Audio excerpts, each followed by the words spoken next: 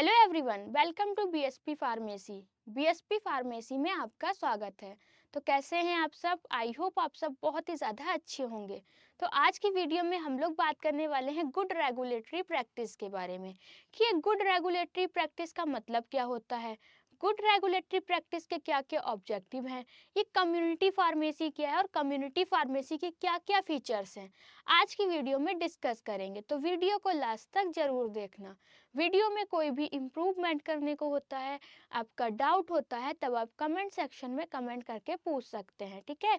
ये good regulatory वाली जो पीडीएफ है वो हम अपने व्हाट्सएप ग्रुप पे अपलोड कर देंगे, आप वहां से जाके डाउनलोड कर सकते हैं। व्हाट्सएप ग्रुप की लिंक आपको डिस्क्रिप्शन बॉक्स में मिल जाएगी, तो जल्दी से जाइए और व्हाट्सएप ग्रुप को ज्वाइन कीजिए। अब जो भी बच्चे डी फार्मा सेकेंड ईयर का ऑनलाइन बैच चाहते हैं, तब उनको गूगल प्ले स्टोर पर जाना है और बीएसपी फार्मेसी ऐप को डाउनलोड करना है, ठीक है। सबसे पहले आपको क्या करना है, गूगल प्ले स्टोर पे जाना है और बीएसपी फार्मेसी ऐप को डाउनलोड कर लेना है। डाउनलोड करने के बाद आपको क्या करना है, रजिस्टर करना है।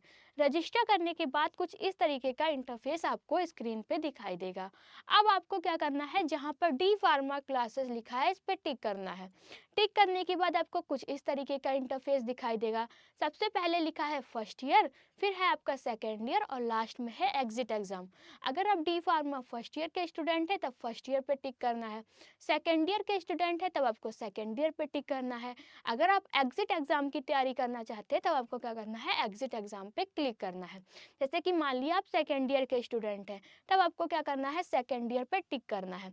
टिक करने के बाद कुछ इस तरीके का इंटरफेस आपको स्क्रीन पे दिखाई देगा। अब आपके डी फार्मा फर्स्ट ईयर और डी फार्मा सेकेंड ईयर दोनों के ही क्या है, दो कोर्स हैं। एक मास्टर कोर्स है और दूसरा है आपका डिजिटल कोर्स। ये मास्टर कोर्स क्या है और डिजिटल कोर्स क्या है, जैसे कि मास्टर कोर्स के अंदर आपको 18 फीचर्स मिलेंगे, डिजिटल कोर्स के अंदर आपको 8 फीचर्स देखने को मिलेंगे, ठीक है। मास्टर कोर्स का जो प्राइस है वो 2499 रुपये है, डिजिटल कोर्स का प्राइस है आपका 999 रुपये। मास्टर कोर्स की जो वैलिडिटी है वो है 14 महीने की, डिजिटल कोर्स की वैलिडिटी है आपकी 12 महीने की। अगर आप मास्टर कोर्स को ज्वाइन करते हैं तब कुछ इस तरीके के हैंड रिटन नोट्स आपके घर पे भेजे जाएंगे। एक नोटबुक के अंदर आपको सभी के सभी सब्जेक्ट मिल जाएंगे, जिसको कि टीचर ने खुद अपने हाथों से तैयार किया है। बहुत ही इजी लैंग्वेज में बताया गया, सब कुछ फ्लो चार्ट में समझाया गया है, डायग्राम को भी बहुत अच्छे से डिज़ाइन किया गया है। तो ये नोटबुक आपके घर पे भेजी जाएगी, वो भी बिल्कुल फ्री में, अगर आप मास्टर कोर्स को ज्वाइन करते हैं तब। डिजिटल कोर्स में ऐसी कोई नोटबुक आपके घर पे नहीं भेजी जाएगी, कंप्यूटराइज नोट्स की पीडीएफ रहेगी जो कि आपके ऐप के अंदर ही रहेगी, ठीक है। तो अब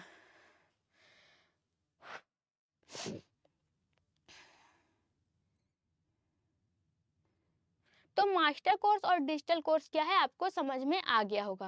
अब आपको कोई भी डिटेल चाहिए तब आपको व्यू डिटेल पे टिक करना है।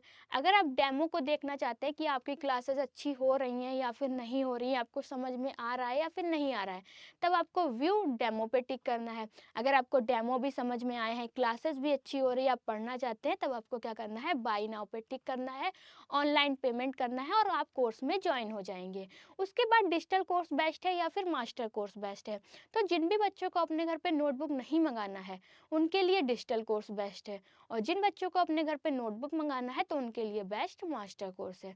जल्दी से प्ले स्टोर पे जाइए, बीएसपी फार्मेसी ऐप को डाउनलोड कीजिए, कोर्स को ज्वाइन कीजिए।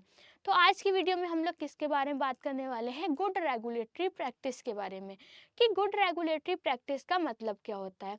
तो गुड रेगुलेटरी प्रैक्टिस को हम लोग आसान भाषा में समझते हैं, जैसे कि कोई कंपनी है, उसने अपनी एक मेडिसिन बनाई और उस मेडिसिन को मार्केट में लाना चाहती है, तो वो मेडिसिन ऐसे मार्केट में नहीं आएगी, उसके लिए भी कुछ प्रोसेस होंगी, जैसे कि जो भारत की सरकार होगी उस मेडिसिन की टेस्टिंग करवाएगी, ठीक है, सेफ्टी देखेगी कि पेशेंट के लिए वो मेडिसिन सेफ है या फिर नहीं है, इफेक्टिवनेस है या फिर नहीं है। अगर ये तीनों चीज़ें सही हैं उसके बाद ही क्या मिलेगा, अप्रूवल मिलेगा, ठीक है, क्लियर हो गया। अब जो आपकी गुड रेगुलेटरी प्रैक्टिस होती है उसमें कंपनी का फ़ायदा होता है या फिर पेशेंट का फ़ायदा होता है, तो गुड रेगुलेटरी प्रैक्टिस में कंपनी और पेशेंट दोनों का ही फायदा होता है। पेशेंट का कैसे फ़ायदा होता है, जैसे कि पेशेंट जो भी मेडिसिन लेगा वो सेफ़ और इफ़ेक्टिव होगी, ठीक है। कंपनी का कैसे फ़ायदा होता है, कंपनी के फ़ायदे की बात करें तो कंपनी को क्लियर और फेयर प्रोसेस को फॉलो करना क्या होता है, आसान हो जाता है। आई होप आपको गुड रेगुलेटरी प्रैक्टिस जो है वो आसान भाषा में समझ में आ गया होगा। अब इसमें क्या डिफिनेशन बताई गई है, इसको भी हम लोग क्या कर लेते हैं, क्लियर कर लेते हैं। तो गुड रेगुलेटरी प्रैक्टिस, जिसको कि हम लोग क्या कहते हैं, जीआरपी कहते हैं। क्या कहते हैं, जीआरपी कहते हैं। अब जीआरपी है क्या, तो इज अ फ्रेमवर्क और सेट ऑफ गाइडलाइंस। जो आपका जीआरपी मतलब कि गुड रेगुलेटरी प्रैक्टिस है, वो एक फ्रेमवर्क या फिर क्या है, गाइडलाइंस का सेट है। जीआरपी क्या है, जीआरपी आपका फ्रेमवर्क या कह सकते हैं गाइडलाइंस का सेट है। इसमें होता क्या है, तो good regulatory practice GRP is way to ensure that government rule and regulation are applied in a clear, fair and simple way. इसमें क्या है, आपका गुड रेगुलेटरी प्रैक्टिस एक तरीका है जिसमें कि सुनिश्चित किया जाता है कि जो भी सरकारी नियम या फिर कानून बनाए गए हैं वो सही है या फिर नहीं सही है, ठीक है। और सही भी है तो उनको साफ और आसान तरीके से क्या हो, वो लागू हो, ठीक है। जीआरपी क्या है, जीआरपी एक तरीका होता है। इसमें क्या देखा जाता है, जो भी आपके सरकारी नियम या फिर कानून बनाए गए हैं वो सही साफ हैं या फिर नहीं है। अगर सही है भी तो उनको आसान तरीके से क्या किया जाए, फॉलो किया जाए, ठीक है। अब ये नियम कानून किसके किसके लिए बनाए गए, कहाँ कहाँ इस्तेमाल होते हैं, तो it is mainly use in pharmaceuticals, health care, food and other regulation. जो नियम बनाए गए हैं किसके किसके लिए बनाए गए हैं, हेल्थ केयर के लिए, जितने भी हमारे फार्मास्यूटिकल प्रोडक्ट हैं उनके लिए, जो भी फूड इंडस्ट्री है उनके लिए, एंड अदर रेगुलेटरी इंडस्ट्रीज में क्या होते हैं, ये सारे के सारे रूल्स फॉलो होते हैं, ठीक है। गुड रेगुलेटरी प्रैक्टिस क्या है आपको समझ में आ गया होगा। उसके बाद हम लोग बात करने वाले हैं फीचर्स की। किसकी बात करने वाले हैं, फीचर्स कह सकते हैं, या फिर गुड रेगुलेटरी प्रैक्टिस का क्या गोल है, ठीक है। गोल का मतलब क्या लक्ष्य है, तो rules should be easy to understand for everyone. GRP क्यों बनाया गया है, जो भी नियम है वो सबके लिए क्या हो, स्पष्ट और समझने में आसान हो, ठीक है। जीआरपी क्यों बनाया गया है, इसका गोल क्या है, कि जो भी नियम बनाए गए हैं वो क्या हो, बिल्कुल क्लियर हो और लोगों को आसानी से समझ में आ जाए। Rule should be applied in the same way for all, मतलब कि नियम समान तरीके से सभी पर लागू हो। जो भी नियम बनाए गए हैं वो एक लोगों पर ना हो, जितने भी हमारे भारत के अंदर लोग हो तो उन सब के लिए ये क्या है, नियम बनाए गए हैं। Decision should be correct and based on data और एविडेंस, मतलब कि निर्णय जो हो वो आपका सही डेटा मतलब कि साक्ष्य पर क्या हो, आधारित हो। Apply rule should be fast and effective, मतलब कि नियमों को लागू करना तेज और कुशल हो। तो ये क्या है, आपका जीआरपी के गोल है, मतलब कि लक्ष्य है। उसके बाद क्या क्या ऑब्जेक्टिव है, ऑब्जेक्टिव का मतलब क्या होता है, उद्देश्य। जो आपका गुड रेगुलेटरी प्रैक्टिस है उसके क्या क्या उद्देश्य है, क्या क्या ऑब्जेक्टिव है, अब हम लोग इसके बारे में बात करने वाले हैं। जो भी दो स्लाइड हुई हैं आपको सबको क्लियर हो गया होगा, अगर नहीं क्लियर हुआ है तब आप चैट सेशन में क्या कर सकते हैं, पूछ सकते हैं। तो हम लोग बात करने वाले हैं ऑब्जेक्टिव की। किसके ऑब्जेक्टिव के, जीआरपी के ऑब्जेक्टिव की। जीआरपी के ऑब्जेक्टिव क्या क्या है, तो आपका make government rule and decision clear, easy to understand.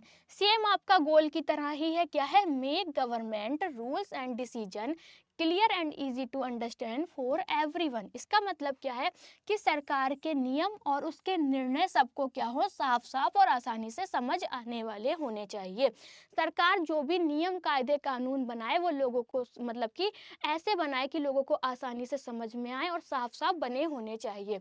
Apply rule in the same way every time and everywhere to avoid confusion. हर जगह और हर बार नियम एक ही तरीके से क्या हो, लागू हो, ताकि कोई भी कंफ्यूजन ना हो। पीपल हु मेक और enforce rule should be responsible for their decisions.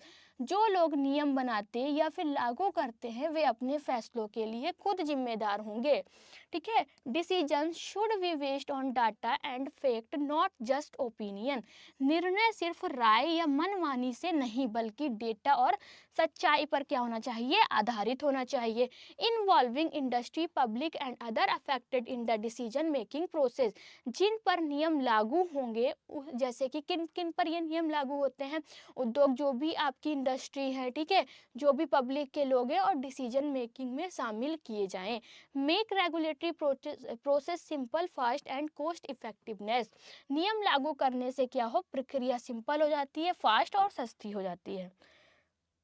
ये थे आपके ऑब्जेक्टिव। ठीक है, ऑब्जेक्टिव भी आपके क्लियर हो गए। उसके बाद हम लोग बात करने वाले हैं कम्युनिटी फार्मेसी के बारे में।